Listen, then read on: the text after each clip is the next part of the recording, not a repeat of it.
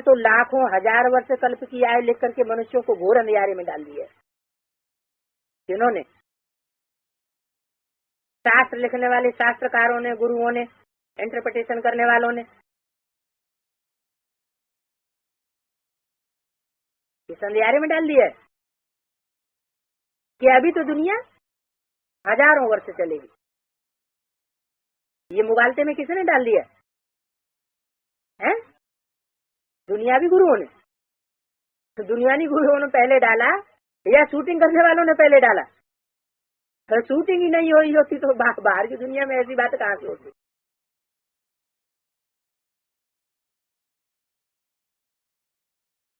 कहते हैं कि दुनिया अभी हजारों साल चलेगी। सब कहते हैं विनाश सामने खड़ा है।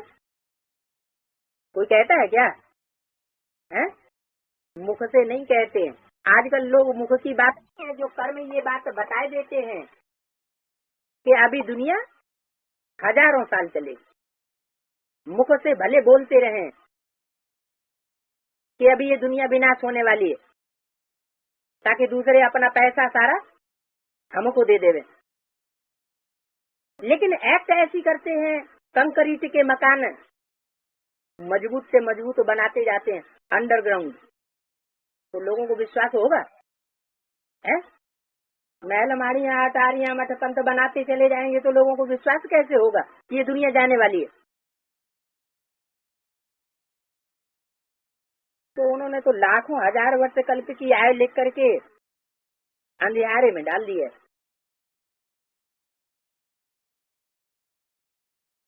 कितने गपोड़े लगाते रहते हैं। बाप कहते हैं ये सब भक्ति मार्ग है। सत्युग में तुम भी शास्त्र आदि थोड़े ही पढ़ेंगे, ये तो वहाँ होते ही नहीं है। वो तो है ही ज्ञान मार्ग, अभी है भक्ति मार्ग। क्या कहा? भक्ति मार्ग में मनुष्य शास्त्र आदि पढ़ते हैं, ये गीता आदि करते रहते हैं। कल्प की आयु में ही गड़बड़ कर दी है। एक एक युग को अलग अलग आयु कर दी है, जबकि चारों युगों की आयु समान है। बाप आकर के अच्छी रीति सब बातें समझाते हैं कि अलग अलग आयु क्यों कर दी और कब कर दी। फाउंडेशन कहाँ लगा है? फाउंडेशन लगता है ब्राह्मणों की संगम की दुनिया में। सत्य की आयु बहुत लंबी कर दी। कलयुग से द्वापर की दुगुनी, त्रेता की तिगुनी और सतयुग की चौगुनी। इसकी शूटिंग कहाँ हुई? कैसे? असली सतयुग जो है उसका आवर्तन कब से हुआ? ब्राह्मणों की संगम की दुनिया में। शूटिंग कब से हुई? सत्य की देवता वर्ण की आत्माओं की शूटिंग कब से हुई? 50-51 से लेकर के 76 तक।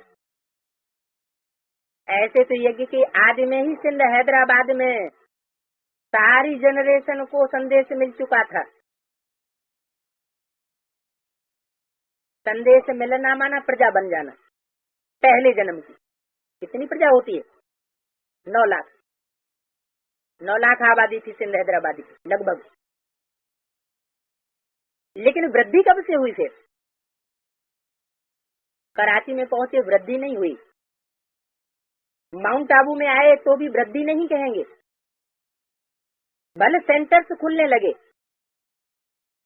52-53 में पहला सेवा केंद्र कमला नगर दिल्ली में खुला, लेकिन वृद्धि नहीं हुई, क्योंकि कोई सुनने वाला ही नहीं था, कोई विश्वास ही नहीं करता था। दिल्ली में जमुना के कंठे पर बड़ी बड़ी दीदी दादियां आकर के पहले रही और 2-3 साल के बाद फिर कमला नगर सेंटर स्थापन हुआ। साधन कुछ भी नहीं था, तो लोगों को विश्वास ही नहीं होता था उस समय। सन 60 में आते आते पहली पुस्तक तैयार हुई सच्ची गीता, और छोटी छोटी पुस्तकें, छोटे मोटे चित्र भी तैयार हुए।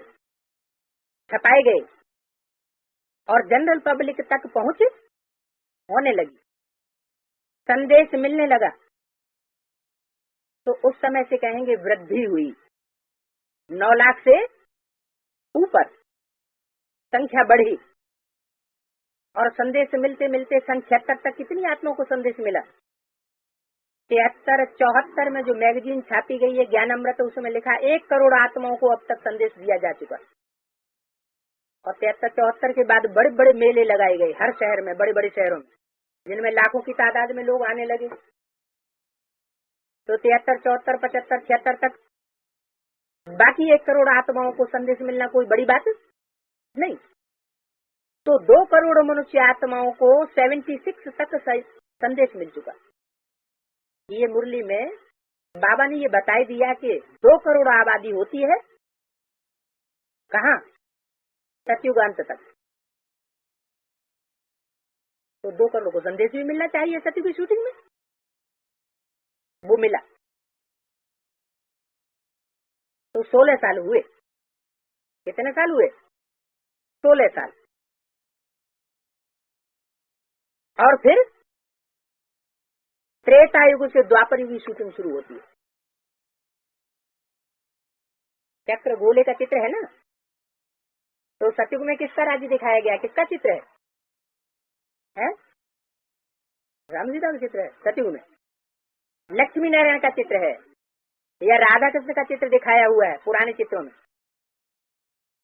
माने मम्मा बाबा की जो आत्माएं हैं वो प्रत्यक्ष में साकार शरीर से लंबे समय तक वो शूटिंग कराने के निमित्त बन जाती है। 76 से कौन सी आत्मा प्रत्यक्ष होती है? राम वाली आत्मा। ज्ञान की सारी अथॉरिटी आखिरी नारायण के हाथों से निकल करके किसके हाथ में पहुंचती है? राम वाली आत्मा के हाथ में पहुंचती है। पहले वो प्रजावर्ग की आत्मा की शूटिंग करती है और 76 से उसको ज्ञान रत्नों की राजाई जैसे मिल जाती है। जैसे सन 76 से पहले किसी में साहस नहीं जो मम्मा बाबा का कोई क्रॉस करने का साहस कर सके, ज्ञान के हिसाब से, योग के हिसाब से, धारणा के हिसाब से और सेवा के हिसाब से। तो 76 से वो आत्माएं ऐसी ब्राह्मणों की दुनिया में प्रत्यक्ष होती है। ज्ञान, योग, धारणा, सर्विस, हर बात में एडवांस जाने वाली, उनका मुकाबला कोई कर नहीं सकता। तो शूटिंग होती है राम वाली आत्मा के थ्रू त्रेतायुगी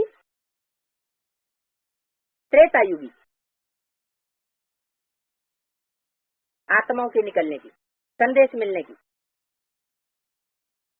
76 में जिनका कलम लगता है, नया झाड़ तैयार होता है, वो तो बहुत थोड़े होते हैं। तो क्या कहा जाए कि उन्होंने 2 करोड़ के बाद आत्माओं को जो वृद्धि होती है उन्होंने संदेश दिया? नहीं, संदेश देने के निमित्त राम वाली आत्मा जनरल पब्लिक को संदेश देने के निमित्त नहीं बनती। वो किन आत्माओं को संदेश देती है? राजा बनने वाली आत्माओं को संदेश उसके द्वारा मिलता है। और जो राज परिवार की जो आत्माएं हैं, उनके प्रत्यक्ष होने से जो प्रभाव फैलता है, उस प्रभाव के वशीभूत होकर के तथाकथित ब्रह्मा कुमार कुमारियां संदेश देने के लिए बंध जाते हैं। उनको तो कुछ न कुछ पंप एंड शो जरूर चाहिए, जिसके लिए बाबा ने बोला है कि हर वर्ष रावण जलाते हैं और हर वर्ष रावण का पुतला बढ़ता चला जाता है। तो वो पंप एंड शो सेवा का बढ़ता चला जाता है, जिसके आधार पर संदेश देने की शूटिंग उन्हीं के द्वारा होती है। कितने वर्षों में त्रेता युग की शूटिंग की संदेश देने का काम होता है? 12 वर्षों में। सन 76, 77 से लेकर के 88, 89 या 87-88 समझो। उसके बाद द्वापर युग की शूटिंग की शुरुआत होती है। द्वापर में शास्त्रों में किसका प्रभुत्व दिखाया हुआ है? कौन सा भगवान आया? कृष्ण भगवान आया। अब ये भूल कहाँ की है? और ये भूल कैसे हो गई कि द्वापर में कृष्ण आया भगवान? तो द्वापर में आएगा तो पापी कलयुग की स्थापना भगवान करेगा क्या? ये संभव हो सकता है कि भगवान आए और पतित पापी कलयुग की स्थापना करके चला जाए? तो उसको फिर भगवान कहेंगे? और तो फिर जैसे धर्म से काय मनुष्य गुरु आते गए और दुनिया नीचे गिरती गई, वैसे भगवान के आने का भी वही प्रभाव हुआ, तो भगवान कौन मानेगा? फिर ये गलती कहाँ से आई कि द्वापर में भगवान आया?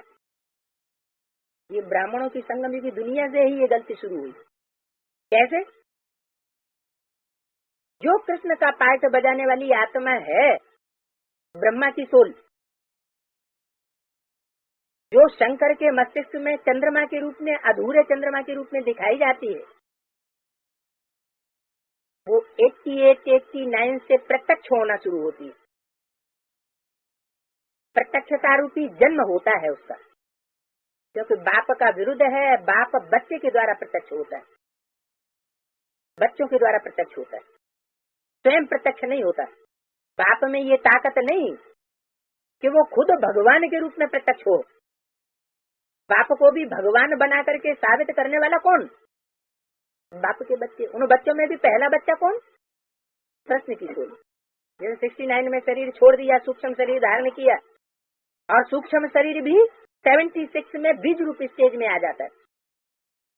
वो बीज रूप स्टेज भी परिपक्व होते होते 87 और 88 में जाकर प्रत्यक्ष होने की स्टेज में, माना जन्म लेने की स्टेज में आ जाती है। ये प्रत्यक्षता रूपी दिव्य जन्म होता है ब्राह्मणों की संगम की दुनिया में। किस आधार पर? कृष्ण के जीवन चरित्र का सबसे प्रभावशाली वो स्वरूप कौन सा है, वो कथानक कौन सा है, जिसके आधार पर उनकी जीवन कहानी लिखी गई? नहीं, गीता तो ज्ञान का शास्त्र है, जीवन कहानी नहीं है, है? श्रीमद् भागवत। वो नाम किस आधार पर रखा गया? नाम का आधार क्या होता है? काम। क्या काम किया जो भागवत नाम पड़ा? भगाने का काम किया। ये अच्छा काम होता है क्या? है जो इतना मोटा जीवन चरित्र लिख दिया जाए? जरूर अलौकिक कर्म है। दुनियावी लौकिक मनुष्यों की तरह नहीं है कि बाह पकड़ करके और हाथ पांव लगा करके कोई भगाई लिया हो देहभान के आधार पर। नहीं, का तो नाम ही है कृष्ण। कृष्ण माना आकर्षण करने वाला। तो जिस तन के द्वारा वो आत्मा प्रत्यक्ष होती है, उस तन के पीछे ब्राह्मणों की संगम की दुनिया में भागवत शुरू हो जाती है। 89 में 8-9 कन्याएं एक साथ भाग खड़ी होती हैं ब्राह्मणों की संगम की दुनिया से, एक ग्रुप से दूसरे ग्रुप में आकर के कलम लग जाती है। पुरानी दुनिया से निकल करके कहाँ आती है? नई दुनिया में आती है, जो दैवी झाड़ का सैंपलिंग है उसमें आ जाती है। इसलिए मुरली में बोला हुआ है, कृष्ण का जब जन्म होता है तो बिजली सी कौंध जाती है। बिजली जब कौंधती है तो क्या होता है? चारों तरफ एक क्षण के लिए रोशनी ही रोशनी हो जाती, चकाचौंध। तो ब्राह्मणों की संगम की दुनिया में भी उस समय चकाचौंध हो गया। ये क्या हुआ? चकाचौंध कितनी देर के लिए होता है? थोड़े समय के लिए चकाचौंध होता है, फिर बड़े बड़े प्रोग्राम, रावण का रूप और ज्यादा बढ़ जाता है।